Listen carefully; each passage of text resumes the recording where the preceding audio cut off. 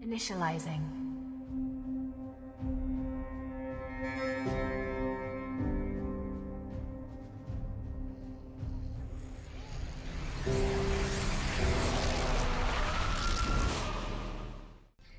Welcome to Infinite Guides. I am Zacupus and this is the guidebook into Infinite Crisis, and today's lesson is on the Stolen Power teleport. It's my personal favourite, and we're going to do a quick rundown of all the different Stolen Power teleports in the game, and then I'm going to give you some examples of when you would want to use your teleport.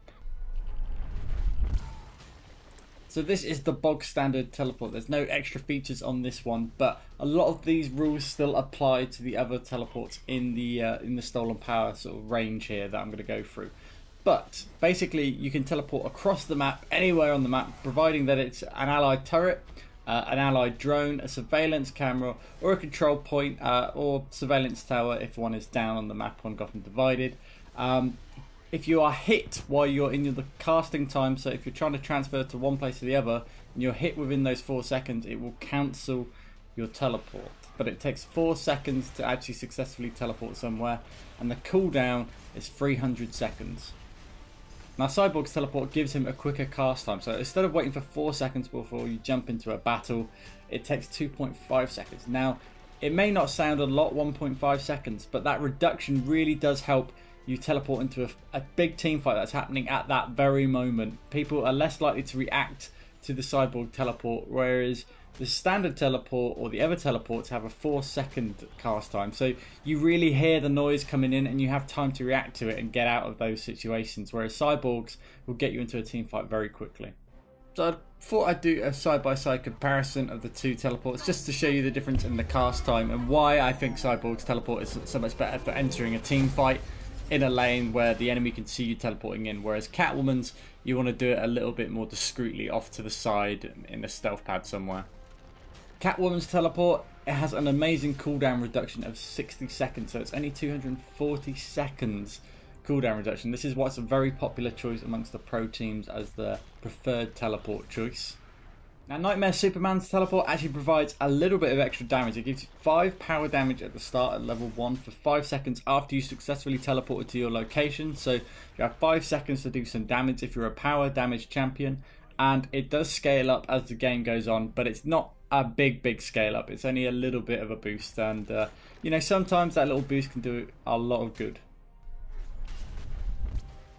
So I'm going to go through some examples of using the teleport, what to do and what not to do. So there's a massive drone wave coming to attack with 2 enemy champions. I want to try and save as much damage coming onto this tower as possible, so I teleport to it and harass the enemy away. That was a good use of a teleport, otherwise I could have lost the tower and potentially given the enemy a lot of credits. Now you can do some interesting plays with the teleport by faking it. So Shazam here looks like he wants to kill my tower. I'm not going to have it, so I'm going to fake teleporting to it. And he backs off thinking that I'm going to teleport and chase after him. Or maybe he thought I had more teammates there coming in for a gank, but successfully it baited him away from the tower, and essentially I didn't waste my teleport because it's now on a lower cooldown. So if you don't use your teleport and actually teleport, it's only a 60-second cooldown rather than 300 seconds or 240.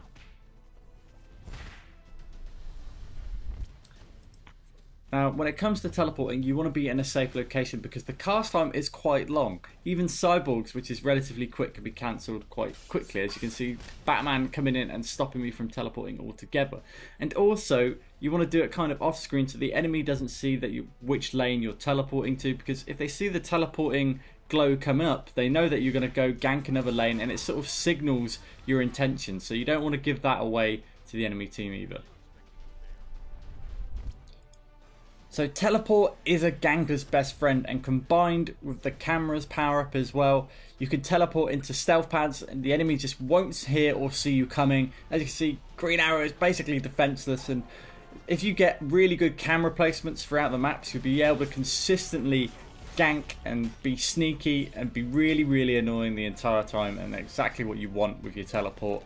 You want to be able to get round the map, surprise people, enter big team fights, and really disrupt anything that's going on.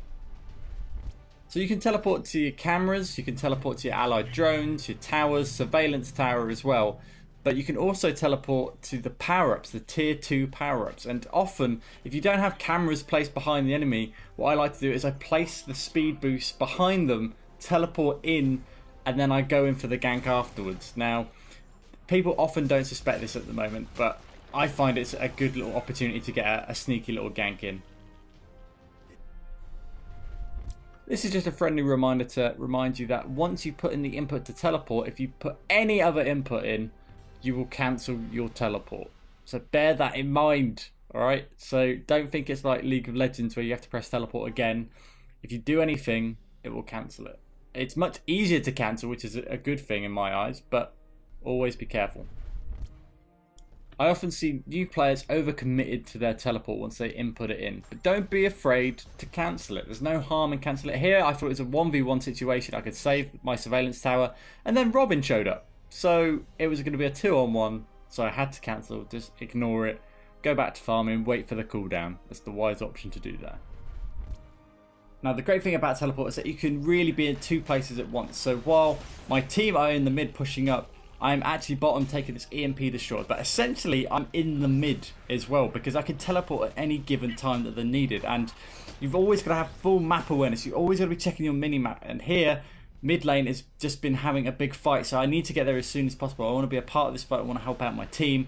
I look for the best spot to teleport to. I think this drone really puts me in a good position to stop them from actually running back if they ever wanted to fall back, the enemy team. But luckily they're staying in it for the full fight, and with some added damage from me coming in as well, pick up some nice kills.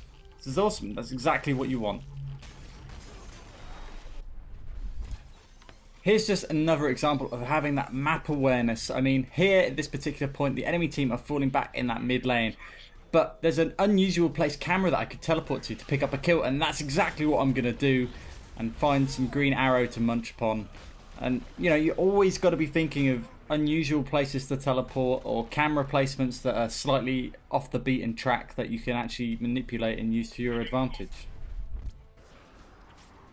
Also with the teleport you can do the classic split push tactic, so you can maximize your team objectives or map objectives when other people are preoccupied. As you can see on my mini map right now, everybody's fighting in mid, so this gives me an opportunity to actually attack this top tower for a little bit, get some damage onto it, maybe even possibly take it down. This can actually throw off your enemy team's coordination quite a bit because they've got 2 problems to deal with. They've got to deal with the mid problem they just previously had a fight with. Maybe they wanted to back that up, but now are having to send somebody up here to stop me, like Superman. And, you know, that's kind of what you want to do with that splish push, is disrupt your enemy's movements and positioning and, you know, control the map better for yourselves. Okay, that's the end of this lesson. I hope you've enjoyed it, guys. Remember to like, comment, subscribe. Also, add some comments. Let me know if there's anything that I missed out or that I should have added in this. It always helps me because then we can help other players learn the game as well. So, thanks, guys, for watching. Check you out next time.